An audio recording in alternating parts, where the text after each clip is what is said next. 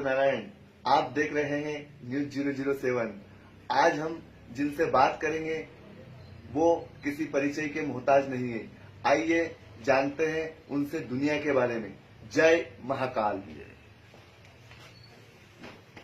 जय महाकाल। जय महाकाल।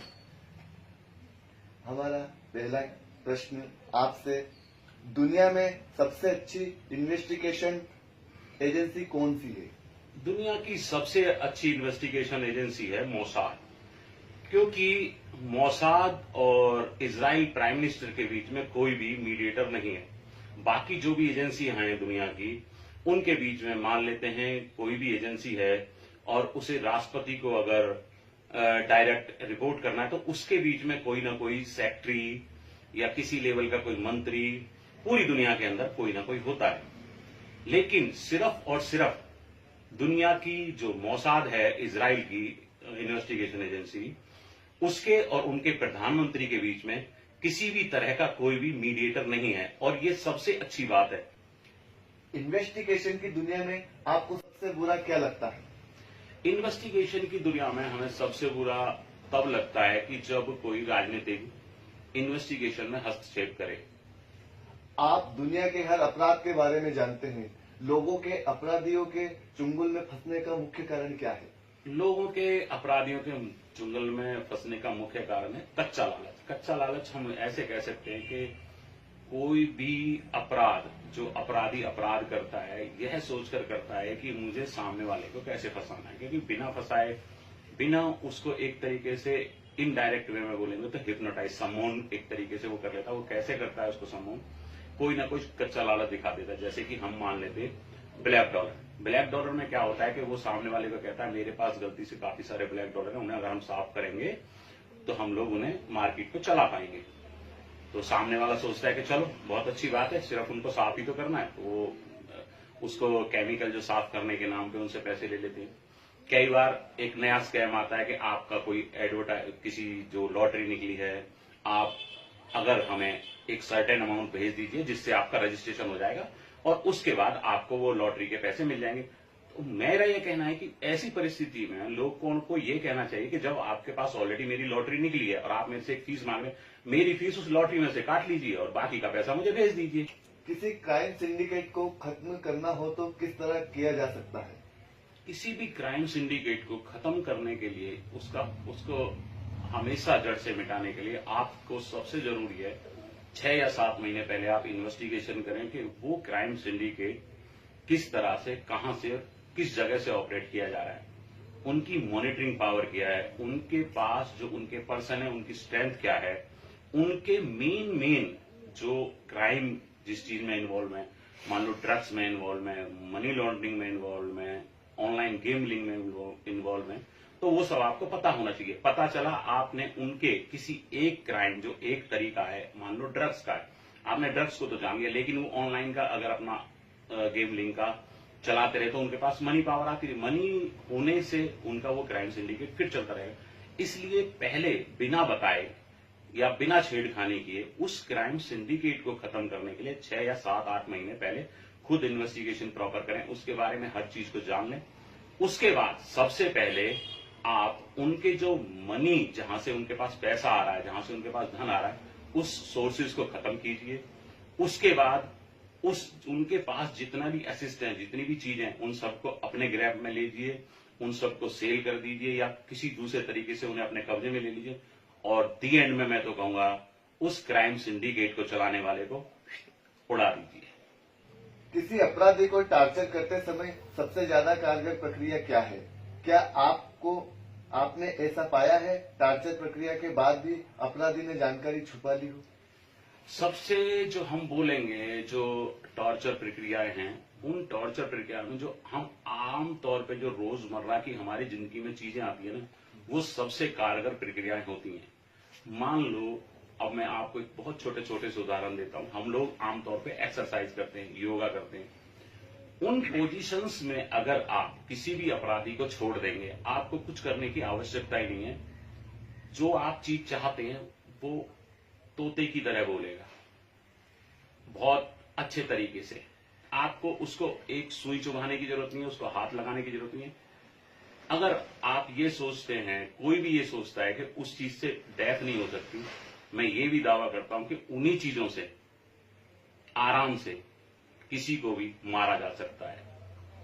दुनिया में बहुत सारी ऐसी चीजें हैं जो रोजमर्रा की चीज देखने में आपको नजर आती हैं, आपको लगता है इनसे तो कुछ किसी तरह का कहीं पे भी कोई यूज नहीं है, लेकिन अगर आप सही मायने में देखोगे तो उन टार्चर प्रक्रियाओं से हम बड़ी आसानी से अपराधी का मुंह खुलवा सकते हैं। अब आपने मेरे से पूछा कि कई बार टॉर्चर प्रक्रिया से उससे भी निकलने के बाद कई बार अपराधी बातें छुपा लेता। हाँ, बिल्कुल छुपा लेता। वो कहां पे छुपा लेता है? जो पुलिस जो होती है, इनके पास टॉर्चर करने की प्रक्रिया, ये क्या सोचते हैं कि अग्रेसिव प्रक्रिया हम करें, मारने से तो आराम से छुपा लेगा, क्योंकि उसके ऊपर कोई इफेक्ट वो प्रॉपर वे में नहीं हो रहा है। मारा, उसका ढीठ होता है, वो 2-4 डंडे ये सब कुछ सहा, वो सह लेता है। दूसरा, उसको थप्पड़ मारे या उसका आपने नेल्स निकाले, ये सब प्रक्रिया ऐसी है कि हाँ, इनमें छुपा सकता है। लेकिन जो रोजमर्रा की जिंदगी की चीजों से रिलेटेड जो प्रक्रिया है, जिनका कि आमतौर पर इंटरनेशनल जो एजेंसीज है या मोसाद जिसे अपनाती है, क्योंकि मेरे मोसाद वालों के साथ संबंध बहुत ज्यादा हैं, बहुत ज्यादा।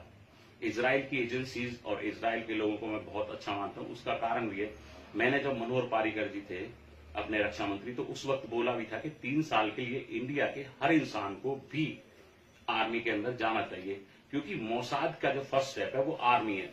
जो पर्सन मोसाद के लिए तैयार किए जाते हैं वो इजरायली आर्मी के थ्रू ही तैयार किए जाते हैं। उनको 3 साल, चाहे कोई प्राइम मिनिस्टर है और चाहे एक आम इंसान है, उसे भी उस प्रक्रिया से आर्मी में जाके 3 साल अपने देने पड़ते हैं अपने देश के लिए। तो ये उनकी देशभक्ति है। इन प्रक्रियाओं को जानने के लिए हमें उस ट्रेनिंग से जाना पड़ता है। जो हमारी पुलिस की ट्रेनिंग बाकी दुनिया में होती है, वो एक जो कहते हैं ना कि ढाल के 3 पर जो चली आ रही है उसी प्रक्रिया पर चली आ रही है। तो इन्हें ओरिजिनल टॉर्चर करने की प्रक्रियाओं को पता ही नहीं है, इसलिए वो लोग छुपा जाते हैं। कौन से अपराधों पर रोक लगाने की आवश्यकता है अंतर्राष्ट्रीय स्तर की? अंतर्राष्ट्रीय स्तर पर बोलें तो सबसे पहले तो जो है ड्रग्स, क्योंकि ड्रग्स एक ऐसी चीज है जो युवा जनरेशन को खोखला कर रही है। उनकी एजुकेशन उनके हाथ से चली जाती है, उनके काम उनके हाथ से चले जाते हैं, उनका जो मनोबल है वो टूट जाता है। बहुत सारे जो युवा हैं वो सुसाइड कर लेते हैं।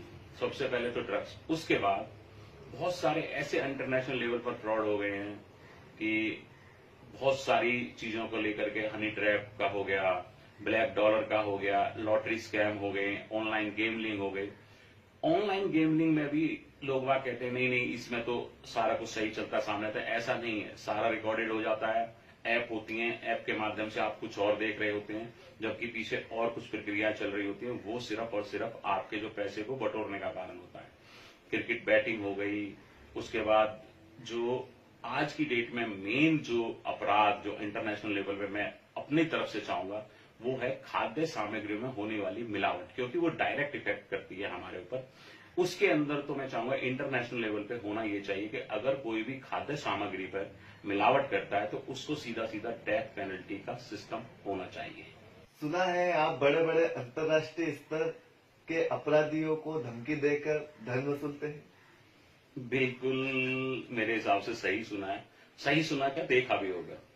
देखिए, सबसे बड़ी बात है, जो बड़े बड़े अपराधी हैं आमतौर पर लोगों से धन वसूलते हैं। तो मेरे दिमाग में एक चीज आई कि जब वो लोग धन वसूलते हैं तो उनका एक टेरर होता है, तो क्यों ना उनको धमकी देके जब मैं धन वसूलूंगा तो नेचुरल सी बात है, कहानी यहां पर आएगी कि वो भी किसी से डरते हैं।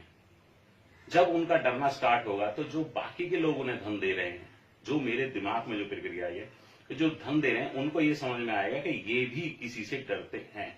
इसलिए मैंने ये प्रक्रिया शुरू की है और बाकायदा डंके की चोट पर शुरू की है। और जो अपराधी ये कहता हो कि मैं धन नहीं दूंगा, तो मैं उसे आज सीधा स्पष्ट शब्दों में बोलना चाहूंगा कि वो एक बार कह के दिखाए कि हाँ मैं धन नहीं दूंगा। वो तो क्या, उसका बाप भी आके उस जगह धन देगा जहां मैं चाहूंगा।